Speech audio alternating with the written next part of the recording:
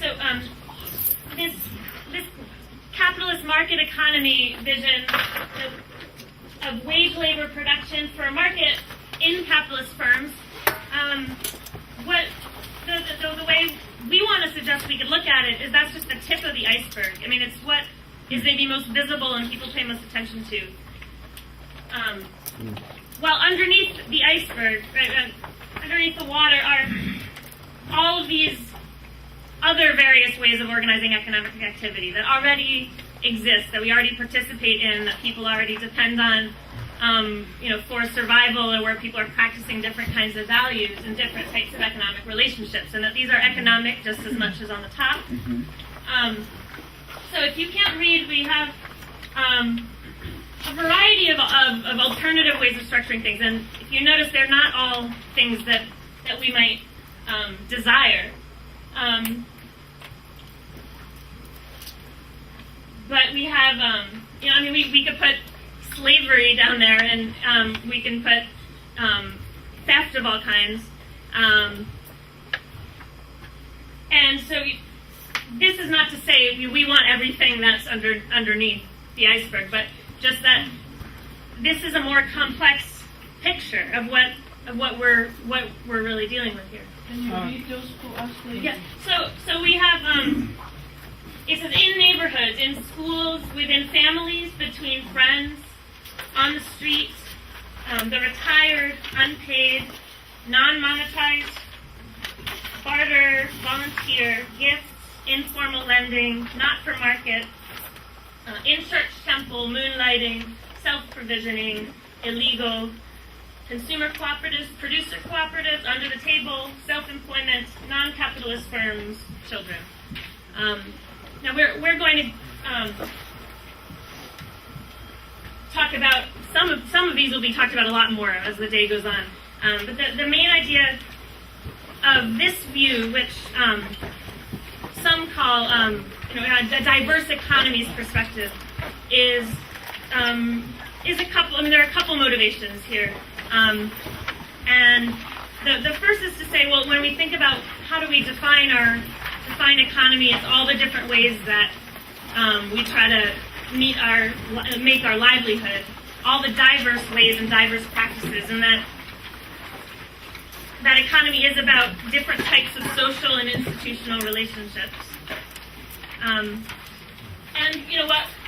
Why are we suggesting view our economy like this? As Ethan was discussing, it's if we recognize all these alternatives already exist, it's easier to feel more hopeful and to see more possibility and to know what we can build from.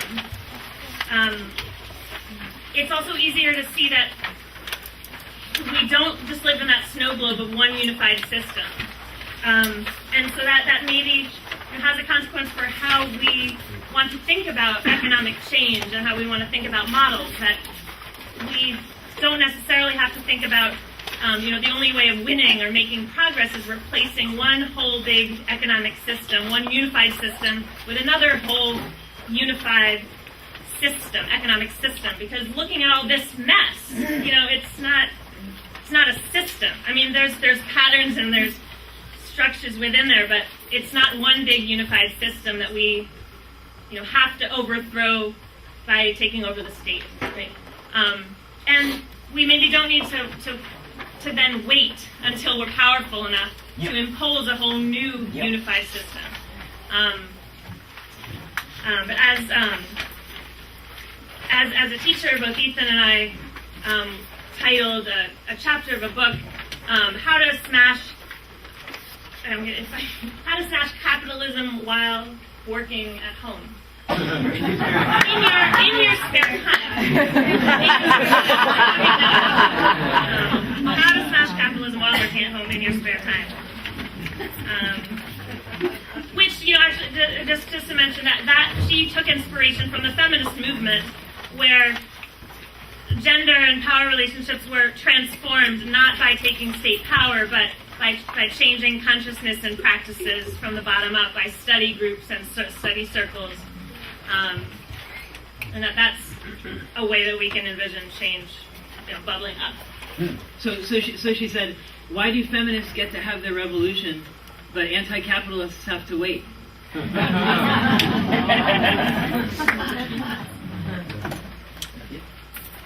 Oh, and I mean, just one other thing where, you know, we all in planning this session and thinking about the day, we're thinking about the role of models and so on. So, you know, we can say this, that we don't need to see it as a unified system, but we can also think about models of systems as really useful tools for thinking, right? Like, I mean, thinking through what it is we want and how things can work and how different types of institutions can be connected.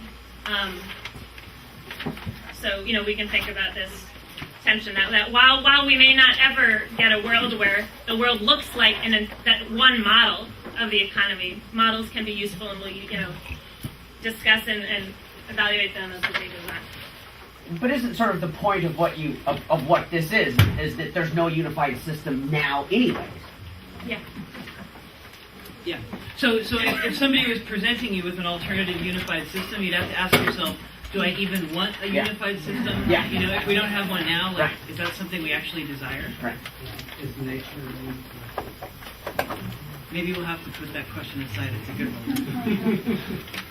Or maybe we're just not capable of designing and imagining a unified system that's complex enough to take everything. Yeah. Yeah, and just to follow up on that, I mean, part of the issue with models too is that when we forget that models are just tools for thinking about things and getting creative and imagining, and we start thinking that models are like these things that we're supposed to embrace in this religious way, and then different people will divide into camps and then we'll kill each other over them. That's a bad idea, and we've seen that happen over and over again. You know? So part of this is also trying to imagine a politics that doesn't repeat that same process over and over again. So what we want to do now, you all, did everybody get a copy of this circle, kind of overwhelming, crazy diagram? So I just want to talk a little bit about this circle, which I call the wheel, but then it was pointed out to me that it wouldn't roll very well, so Mike likes to call it an egg. Can I just tell you that from where we're sitting, you're standing in front of the Oh, I'm visual? sorry. And I'm supposed to stand in front of this anyway. There we go. Thank you so much. Okay. Thanks for pointing that out. Okay, so this egg here is a tool. It's a tool that we've developed for trying to think about economy in a way that lets us see all of these diverse kind of practices and ask different questions about how we meet our needs. Because what we're talking about here is moving from the economy as a system to the economy as a way to think about all the different ways that we as people in our communities create livelihoods together. And by people, I mean human people and non-human people. I mean all people. Because there's no way in this way of thinking about the economy to separate out humans as some special category from everybody else.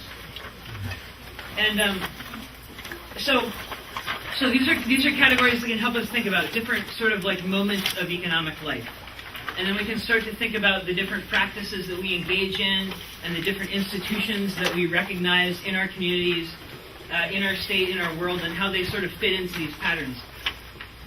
It's very oversimplified because things are always more complicated than a pretty little diagram makes them seem. So I also just want to remind people this is just a tool for thinking and not claiming to some, like grand representation of the whole thing. Snow globe.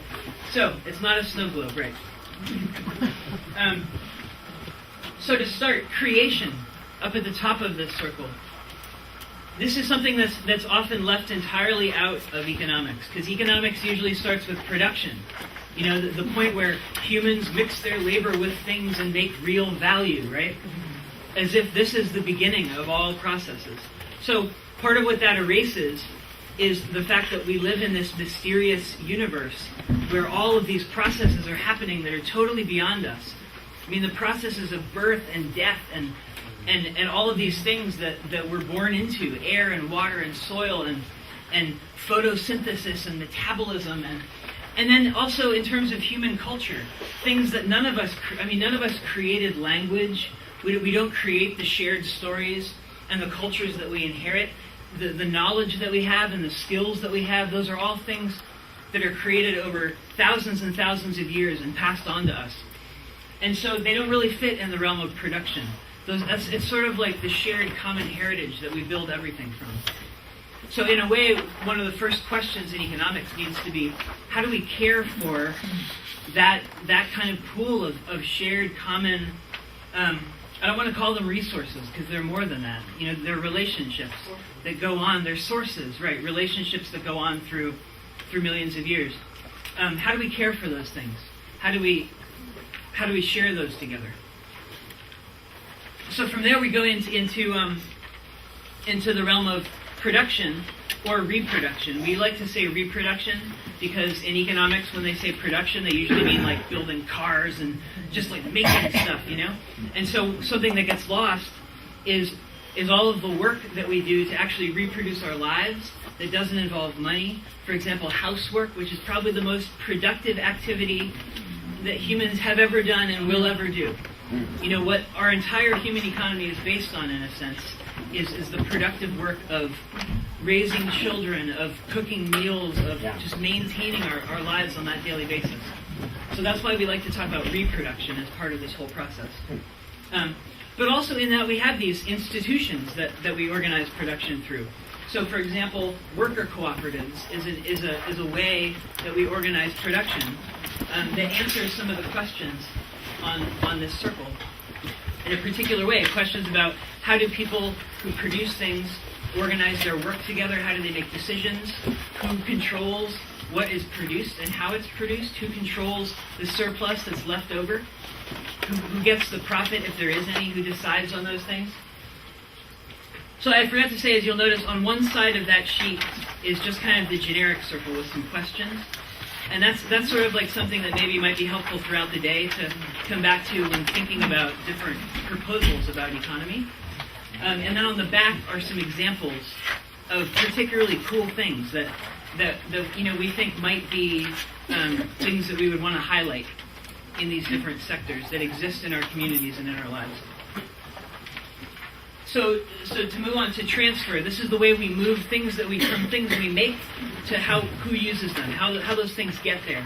All kinds of different ways that we transfer things. It's not just market relationships with money, right? I mean, gift giving is just as economic as earning a wage. And we have, relationships of lending and borrowing. We have taxes as kind of an ambiguous, thing in there of a way that we transfer resources from one place to another. In some ways, taxes might be about redistribution. In some ways, taxes might be about a form of theft. So that's a discussion that we need to have. In the realm of use or consumption, we like to emphasize the word use over consumption. Consumption has that sort of I'm a consumer thing built into it. It's really about how we use stuff and what we use. And this isn't just about individuals using stuff. We have all these ways that we organize ourselves as consumers, and it's important to think about that too, and think about the power that kind of organization can have, right? So consumer cooperatives is a really prominent way of getting a bunch of people together and organizing the way that we get the things that we use. And then we have CSAs, which community-supported agriculture, or it could be community-supported anything. Right? Mary Hall, who's here, did a community-supported book. So that's another way of and in a way that's sort of a form of production and a form of transfer and a form of consumption, all connected together. So this lets us see how creative we can get when we're thinking about making these connections about different points of the economy.